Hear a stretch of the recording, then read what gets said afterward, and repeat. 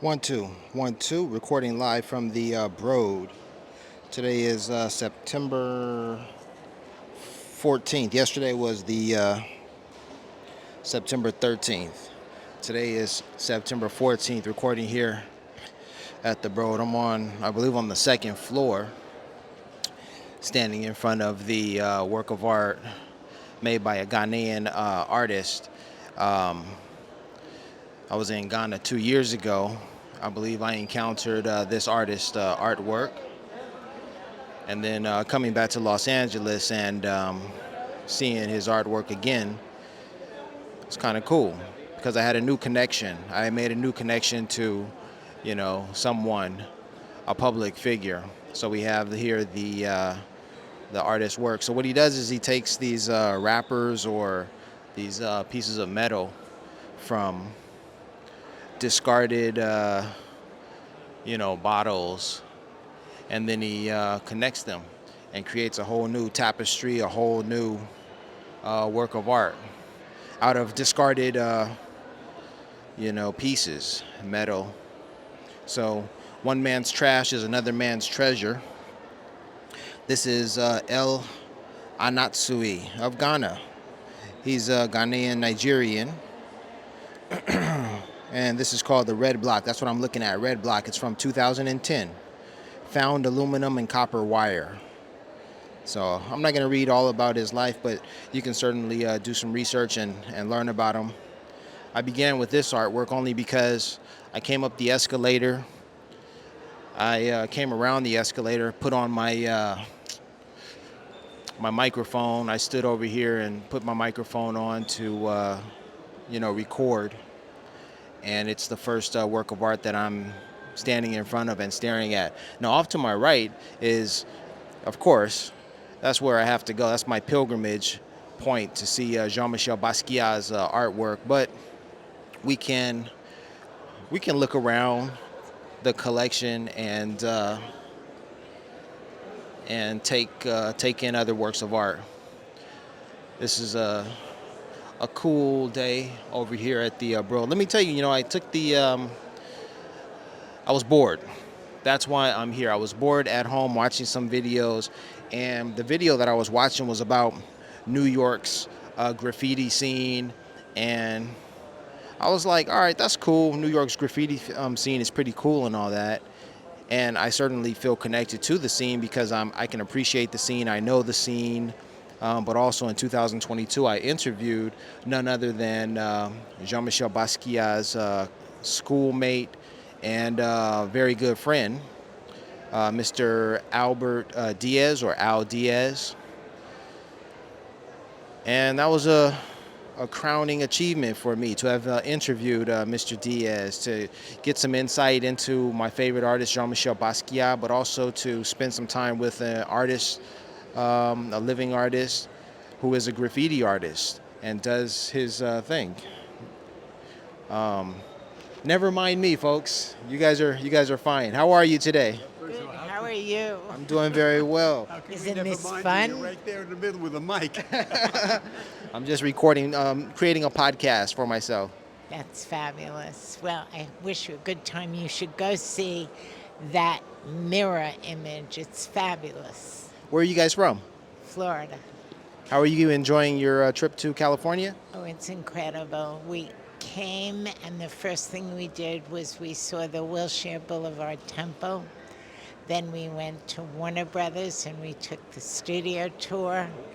And today we're here, and from here we're going, what's the name of that museum? Brainwash. Mr. Brainwash. Well, it sounds like you had a full itinerary and you have some more adventures. I wish you well. Enjoy your Wanna trip. come? All right. Thank you so much. All right. Have a blessed day. Right. So that's what it's all about. Just doing your thing, and then you never know, who you encounter. Some curious folks. So anytime I'm standing around, some folks feel as if they should not, disturb me. So those folks were standing near me and they saw that I was recording. I'm not doing a video. I'm only recording audio, but they saw me standing here, and so they said, "Hey, we don't want to disturb that man." but it led to a creative, interesting interaction. Right now, I'm standing in front of Mark Bradford's work. It's entitled Deep Blue from 2018. And so Mark Bradford is a local black man from Los Angeles, from Leimert Park. So if I were to look at this work, first off, it's so massive. It covers the wall from end to end. If I had to guess, I would say it's probably like 100 feet. Maybe that's a stretch. I'm not sure. But anyway, what he did is okay. Wait. First, Mark Bradford's story is that he was a hairdresser, and along what accompanies that work is there's a lot of trash that builds up, things that are discarded, that are related to the work that he does. And Mr. Bradford decided to take the trash, and then create something new with it. So we have a continuation of a theme here, from the Ghanaian artist to Mark Bradford. Whether it's in Ghana or whether it's right here in Los Angeles, the artist is taking trash and repurposing it, making something new, something beautiful out of it. So Mark Bradford's work is entitled Deep Blue. It was made in 2018, and I'm standing in front of it. Now, if I'm not doing it justice by my description, that's because of my ignorance. But, you know, it is what it is. That's what I remember. Also, I know that Mark Bradford has another show, or he's got some artwork also in Leimert Park, in his neck of the woods. And at Leimert Park, I can go there and check it out. So that might be another stop for me. All right, let me be completely transparent and let you know that where I'm standing right now, this is sort of like the foyer, right? You come up the escalator, and then you enter this area where there's all these works of art that meet you, that greet you. I'm gonna be completely transparent and let you know, I did not think that these artists and their work that is presented right here in this area, I didn't know they were black. I didn't know they were black artists. Mark Bradford is black. The artist from Ghana is also black. Of course, I mean, he's African, right? A Ghanaian. He could have been a white Ghanaian. And then we have these intricate lines, designs, and colors on this work. I'm approaching right now by Julie Meretu. All right, it's called Congress. She created it in 2003. Once again, had I not done a YouTube search or something for Julie Meretu, I would not have known that she is of Ethiopian extraction, another black artist. She has two works here in the foyer. And then, let me see. From my past visits here, I don't recall this art. You know what? This is probably another Mark Bradford. Yeah, okay, I remember. I was here before. Yeah, I mean, basically, look, this is what I want to tell you. This whole foyer right here with all of these works of art, as soon as you come up, as soon as you enter the Broad Gallery, all of the artists on the walls are black. Whether they are African or African American, these are all black artists right here. So I wonder if people know that about these artists.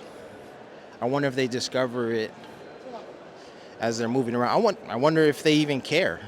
That would be interesting to find out. I'm leaving that area right now. I'm going into a bit of the 1980s, 90s. All right, this is Roy Lichtenstein's area here. And yeah, this one to the right, female figure, 1979, the year I was born. This one was created.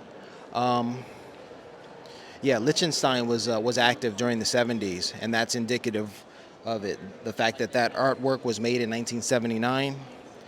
And next to it is Things on the Wall, Another one made in 1970s, 1973 to be exact. Um, yeah, Liechtenstein. So Liechtenstein died in 1997, the year I graduated from high school. Roy Lichtenstein, from 1923 to 1997, it says here, is one of the founders of American pop art. Born in New York, he was part of a generation that grew up during World War II. He studied at the Art Students League, and went on to attend and make art at Ohio State University. All right. So I'm just walking around checking out the Liechtenstein works. And of course, what is apparent is that he had his own style, his own unique, his own unique style. All of these works of art are following that style. What style is it? I'm gonna have to defer to the art aficionados in order to describe what it is that he's actually, doing. It's is it like a comic? It's a comic sort of style. It's there's a particular era. It looks to be like 50s, 1950s, 1960s Americana.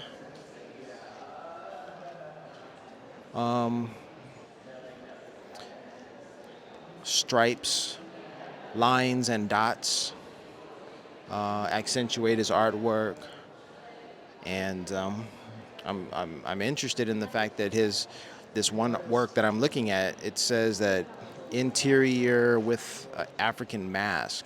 I wasn't expecting that to be the title, but it certainly is. Interior with African mask from 1991. And there's the African mask over there. That's interesting. So he's got his unique style going on, which you wouldn't expect there to be anything of African extraction in his work, but there it is. It is present. I wonder what he was saying by not only creating a whole scene, an interior that does not reflect Africa, but the title of his work clearly is there to draw the onlookers' attention to that mask and let them know, hey, that's an African mask. And then on top of that, he leaves it, colorless. It's mute. There are no colors to really draw your attention to it. The only thing to really draw your attention to it would be the title of the work, which I find interesting. Continuing over in the Liechtenstein gallery, more Liechtenstein's patterns, lines. The patterns create movement, create direction. Hey, energy.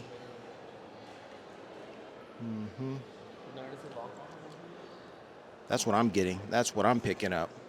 Liechtenstein, if that's what you were putting down, well, that's what I'm picking up. We've got five panels over here. The Rouen Cathedral, inspired by an exhibition of serial artworks that featured Impressionist Claude Monet's famous paintings of Rouen Cathedral. Roy Lichtenstein, never shy about appropriating a theme, embarked on his own cathedral series. That's interesting. Non-objective one. Yeah. Well, I don't think you can get away from cutting in front of anyone's view. On both sides of the gallery, people were staring at works of art, so I think you just have to do it. Cut across. I'm entering the Warhol gallery section right now, and it's pretty cool. Andy Warhol. Yeah. I guess sort of to bridge the gap between Liechtenstein and Warhol. They have this work that is kind of reminiscent of Liechtenstein because it's a Warhol, or rather, even though it is a Warhol, it kind of has the dots that Liechtenstein has, sort of, but not really. This one, let's see what the title is. Let's see. Most Wanted Men number 6. Thomas Francis, circa 1964. And so if you take a look at it, I kind of see dots, which are kind of reminiscent of the Liechtenstein. So that's my own little observation, or rather connection that I'm making. But hey, I could be wrong. But I think that's one way to bridge the gap between the two artists' work. All right, now the image is of a wanted man, Thomas Francis. It says the grim appearance of Thomas Francis stands in contrast to Warhol's celebrity portraits. Okay. Warhol raises the profiles of the anonymous, unwillingly photographed men, bringing the public face to face with the criminal element. That's what it is, yep. What else do we have here? Elizabeth Taylor, a work of Elizabeth Taylor, and then more images by Warhol. The famous Campbell soup, of course. Personally, the quote that really got me, resonated with me, is Andy Warhol's quote that says, everybody has their own America, and then they have the pieces of a fantasy America that they think is out there, but they can't see. That's right there on the wall. Andy Warhol said that. And as I'm walking around, sure, some of these people are travelers, but many of them are Americans as well. And if I'm looking at other Americans, then I'm looking at people who have ideals of America, just as Andy Warhol said. And not all of our ideals, match or coalesce, and whatnot. But yeah. But we're all one. That's the idea that I would certainly come away with. But there's so many other ideals as well. I stood here over a year ago, and I checked out these Cy Twombly and Jasper Johns work. Yeah, the Jasper Johns, exactly, yeah. I made a video about it some time ago, and the thing about Cy Twombly and Jasper Johns' works, these particular works, is that one reminded me of Ethiopia, Aksum, and then the other one, just looking at it, it doesn't remind me of what it reminded me of in the past. I have to do some reading about it. Yes. Okay, Jasper Johns. This work that I'm talking about and looking at, standing in front of at the moment, is Watchmen, and it was made in 1964. So Watchmen was made while Jasper Johns was living abroad in Tokyo, Japan. So that's the connection that I have with 109 and with these works of art with Jasper Johns and Cy Twombly. So, of course, my story of 10-9. All right, let me tell you that story. So when I got to Tokyo, I was walking around, looking around Tokyo, and I noticed that there was a word written on buildings. Of course, it was a brand name, but it was prolific. It was everywhere. It was the word Tokyu, Tokyu, and I thought Tokyu was a misspelling of Tokyo, the name of the capital city. So as I walked around the city, I wondered why that word was misspelled. And then like a couple of years later, I discovered that Tokyu means 10-9. To means 10 and Q means 9. So that's the connection to Tokyo, and 10-9. My story, my brand. So now as I'm standing in front of a Jasper Johns and I am, and that Jasper Johns was inspired by his, or it was created when he lived in Tokyo. So that's a connection to 10-9. Personal connection, right? And then right next to it, a work by Cy Twombly that looks like Oxumite stele, the columns. And even in the description of the work of art, it says that it was inspired by, it says here that Cy Twombly traveled to Italy and North Africa on a fellowship. He arrived in Rome with a purpose, stating on his fellowship application that he was drawn to the primitive, the ritual, and fetish elements, to the symmetrical plastic order. And so, aside from what inspired him, he mentioned Rome, he mentioned North Africa, and those look like Oxumite stele.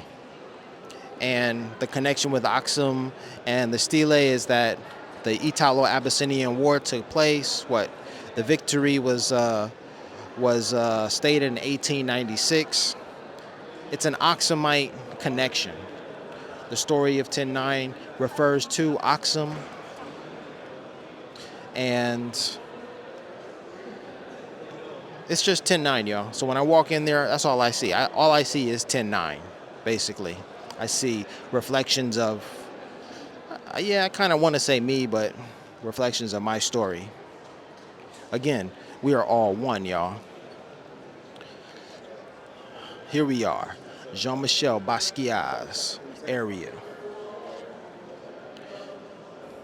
Basquiat. Yep. So fly.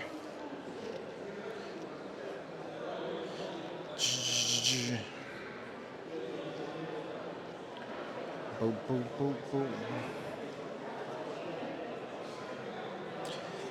Eggs and eyes and eggs. I think they moved this one. I'm certain they moved it. They switched it all around. I believe that work was over there. I don't know if that one was it. Okay, this one. All right, which one am I talking about? I'm talking about Wicker, 1984. Wicker was here in the same location. Basquiat's works are large, big works. Deaf, 1984, was still here. But what is this? Horn Players? I got it right. It's Horn Players from 1983. Horn Players wasn't here. Horn Players was on the other side. Horn Players was on the other side. Yeah, so they moved the works around. Exactly. I remember now. So Horn Players, okay. Now I understand why. So Horn Players was included in the work. No, not in the work, but in the exhibit made on Market Street. And so they had to move it. They had to remove it from their exhibit, from the gallery. And so while they did that, I suppose they moved other artwork in its place. So that's the reason why you have the artwork in a different location. Yep. This is really what I wanted to do. I wanted to come here and check out Jean-Michel's work again, per usual. Things are happening all around. Yep. Eyes and eggs.